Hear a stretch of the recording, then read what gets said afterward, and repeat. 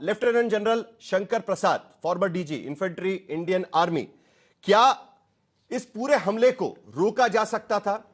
क्योंकि अब तक हम सुन रहे थे कि जम्मू रीजन में घुसपैठ बढ़ती जा रही है। 2024 में खास करके ऐसे कई इंसिडेंसेस सामने आए थे, एनआईए भी उस पर काम कर रही थी, लेकिन पहलगाम में जिस तरीके से हमला हुआ, क्या इसे रोका जा सकता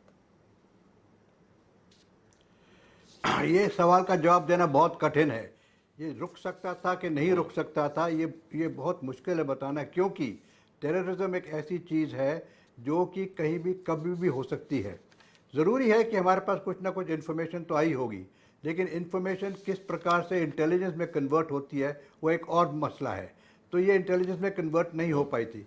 लेकिन याद रखने की बात यह है इसमें कि जो अभी तक खबरें आ रही हैं उसमें ये साफ जाहिर हो रहा है कि 3 व्यक्ति ओवरग्राउंड वर्कर, या जो आप समझते हैं कि इनके सपोर्टर्स थे, वो लोकल हैं।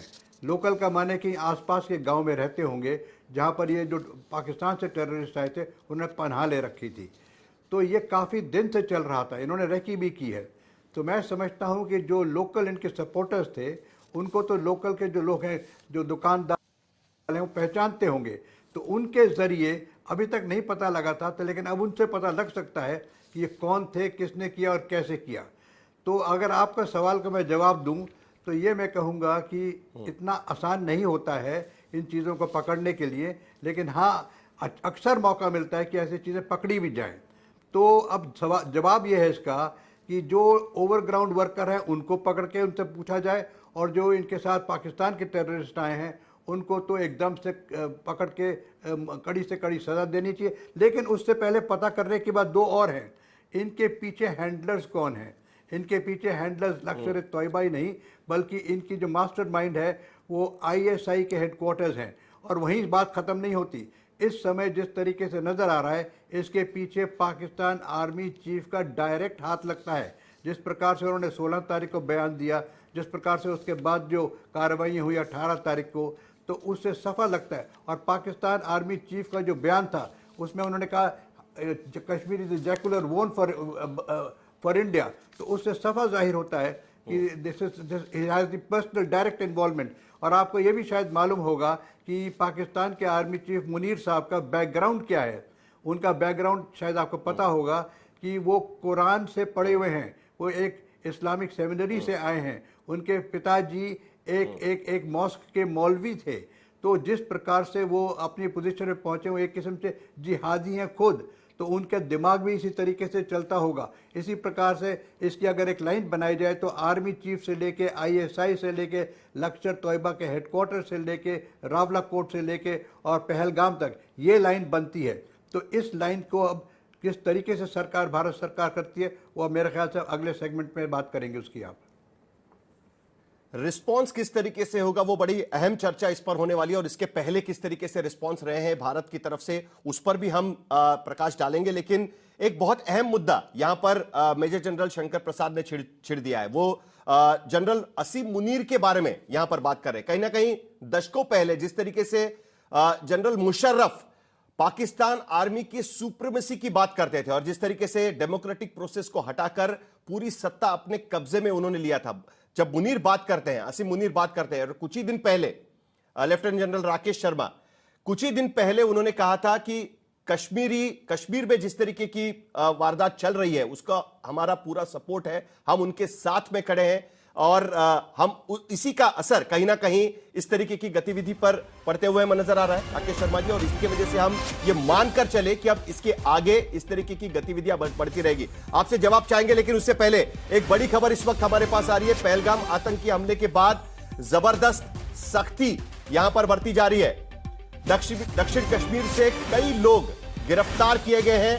एक ज्वाइंट कूंबिंग ऑपरेशन भी इस वक्त चल रहा है। पूछताछ के लिए दक्षिण कश्मीर से कई लोगों को गिरफ्तार किया गया है। इस वक्त की बड़ी खबर इस वक्त कश्मीर वैली से इस वक्त हमारे पास आ रही है। पहलगाम आतंकी हमले के बाद आसपास के इलाके में कूंबिंग ऑपरेशन शुरू कर दिया गया था। आर्मी, सीआरपीएफ और जम्मू कश्मीर पुलिस द्वारा ज्वाइंट कूंबिंग ऑपरेशन स्पेशल फोर्सेस के जरिए वहां पर किया जा रहा था और उसके बाद वहां पर कई लोगों को गिरफ्तार किया गया है, कई लोगों को पूछताछ के लिए शामिल कर दिया गया है। Lieutenant general Rakesh Sharma. साहिल, देखिए, आपने जो आसिफ मुनीर के बारे में कहा है और जनरल शंकर ने भी कहा है।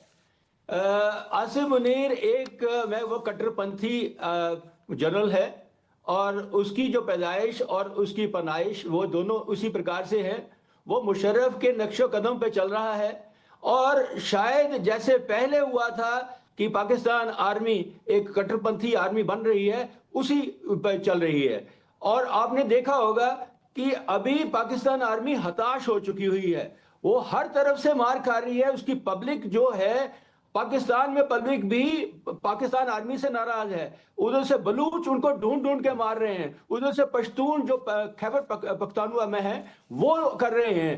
तो मैं ये कहूंगा कि अभी because of the economic condition और जो प्रेशर है, उन्होंने एक टैक्टिक्स यानी स्ट्रेटजी अपनाई है जिसको बोलते हैं डेस्परेशन और उसका डाइवर्जन। तो ये जो है उन्होंने बनाया है, जो डाइवर्जन बनाया है और एक एंटी किया अप किया है एंटी जो कश्मीर के बीच में। तो इसमें मैं ये कहना चाहूंगा कि ये जो हमला हुआ है, ये हमला एक जो जो पहलगाम टेरर अटैक है, इसको अगर हम इक्वेट करें पुलवामा वाले के साथ में, ये उससे भी ज्यादा खतरनाक है। क्योंकि इसमें दो तीन चीजें मैं सिर्फ शॉर्ट में कहना चाहूंगा। सबसे पहला तो ये है कि ये बहुत ही बड़ा प्री प्लान्ड, प्री रेकीड और कंप्लीट जो टेरर नेटवर्क है जिसको इकोसिस्टम बोलते हैं, ओजीडब्ल्यू, स्लीपर सेल, सभी को मिला के किया गया, अदरवाइज इतना बड़ा अंजाम दे नहीं सकते थे। दूसरी चीज मैं ये कहना चाहूंगा कि इसके बीच में ये एक जो है ये जिहादी टेररिज्म मैं नाम देना चाहता हूं, ये जिहादी टेररिज्म है जिसके बीच में रिलीजियस टेररिज्म का नाम दिया गया है। उन्होंने पहली बार जो 1993 में डोडा में किश्तवाड़ में हुआ था, उन्होंने हिंदुओं को बाहर निकाल के मारा था, वो जमाना। उसके बाद में फिर दोबारा किश्तवाड़ में 2003 में हुआ था, वो जमाना ये वापस लाने की कोशिश में है।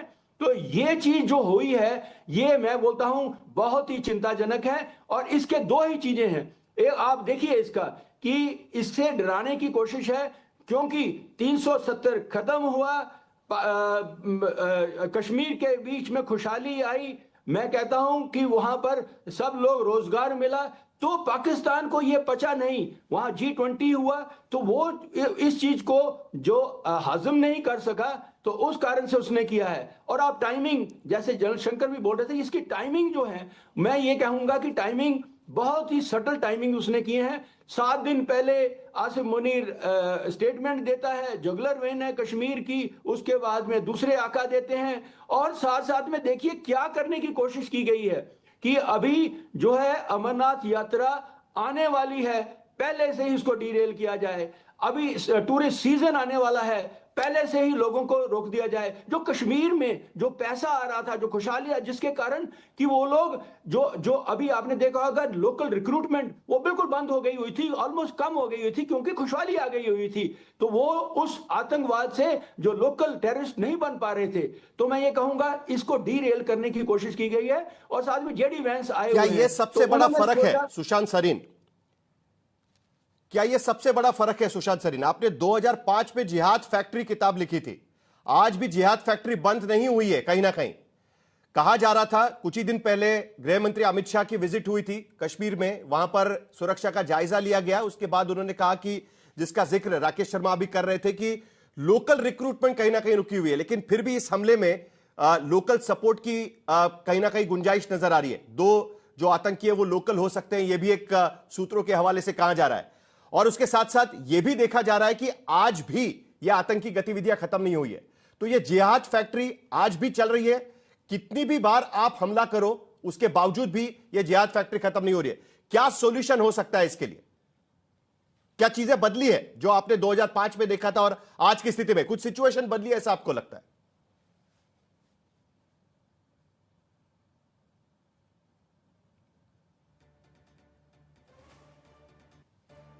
सॉरी सॉरी सॉरी आप म्यूट पर है देखिए, सुशांत जी, जो आप म्यूट पर जिहाद है। की जो जिहाद की फैक्ट्री है ना, वो तो आपकी कभी भी खत्म नहीं होती, क्योंकि ये एक नशा है। और जिसको ये नशा चढ़ जाए वो फिर जब तक, जैसे कुत्ता पागल हो जाता है तो आपको उसको गोली मारनी पड़ती है और कोई उसका चारा नहीं है। और ये सिंपल सी बात है, इसमें कोई बहुत ज्यादा लग लपेट करने की जरूरत नहीं है। जो जिहादी फलसफे के साथ जो लोग जुड़े हुए हैं, उनका यही इलाज है, पहली बात। दूसरी चीज ये कि जो जिहाद की फैक्ट्री जहां पर इनको पाला जाता है, बड़ा किया जाता है, उसके ऊपर जरूर एक रोक टोक लगाई जा सकती है, और वो शायद लगाने की जरूरत है। और उसको तरीका ये है कि जहां पर ये फैक्ट्री खुली हुई है उस जगह के ऊपर आपको आक्रमण करना पड़ेगा, और इसमें भी कोई बहुत बड़ी रॉकेट साइंस नहीं है कि आपको ये करना पड़ेगा। तीसरी चीज जो हमारे को मेरे ख्याल अब समझ जानी चाहिए, लोकल रिक्रूटमेंट के बिना कहीं पर भी आतंकवाद पनप नहीं सकता। आपको लोकल्स की जरूरत रहेगी ही रहेगी, चाहे आपको वो पसंद आए या ना आए बात। तो ये मेरे ख्याल बात हमारे को समझ लेनी चाहिए। तो कहीं पे भी कश्मीर में अगर आतंकवाद फैल रहा है तो उसमें लोकल्स की इन्वॉल्वमेंट हो,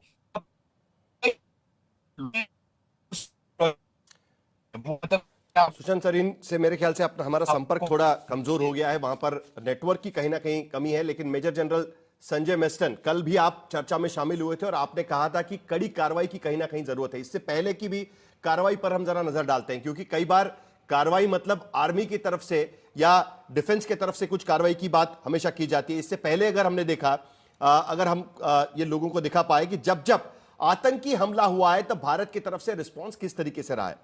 हमने सर्जिकल स्ट्राइक्स करके देख लिए। सितंबर 2016 में उरी बेस कैंप पर 19 सैनिकों की हत्या कर दी गई थी। 11 दिन के भीतर सर्जिकल स्ट्राइक किया गया, 50 दहशतगर्द को ढेर कर दिया गया। यह तुरंत कार्रवाई उसके बाद की गई थी। सर्जिकल स्ट्राइक पहली बार भारत ने कहा कि हमने सर्जिकल स्ट्राइक किया हुआ है। उसके बाद जुलाई 2017 में 7 अमरनाथ तीर्थयात्रियों की हत्या कर दी गई थी। तुरंत सितंबर महीने में इस पूरे हमले का मास्टरमाइंड अबू इस्माइल को एनकाउंटर में ढेर कर दिया गया था। 2017 में, अक्टूबर 2017 में श्रीनगर एयरपोर्ट पर एक जवान की हत्या कर दी गई थी। 10 घंटे के भीतर तीनों हमलावरों को मार दिया गया था। फरवरी 2019 में पुलवामा अटैक, सबसे चर्चित अटैक, सुसाइड अटैक किया गया था। 40 जवानों की हत्या की गई थी और 12 दिन के अंदर बालाकोट में आतंकियों पर एयर स्ट्राइक किया गया। गंदरबल में अक्टूबर 2024 में एक डॉक्टर और 6 मजदूरों की हत्या कर दी गई थी। कंस्ट्रक्शन साइट पर हमला किया गया था। दिसंबर 2024 में 2 महीने में हमले का मास्टरमाइंड जुनैद अहमद भट्ट, उसे ढेर कर दिया गया, एनकाउंटर कर दिया गया था। 2008 में भी हमने देख लिया, तब हमारा अप्रोच थोड़ा सा अलग था।